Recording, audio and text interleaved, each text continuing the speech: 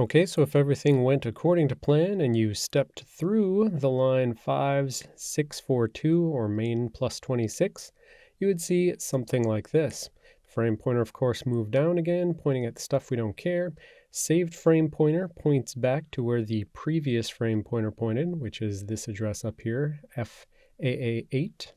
And we still have uninitialized data at 910 and 900, but now we have obsolete at the upper 32 bits where scalable previously was in the single local variable, and we have scalable moved down to the lower 32 bits. So scalable is at 908 and obsolete is at 90C, the 8 plus 4.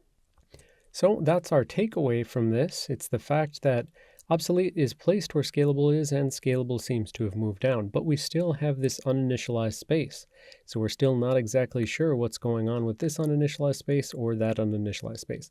So we're going to need to continue the inference game and try some more examples.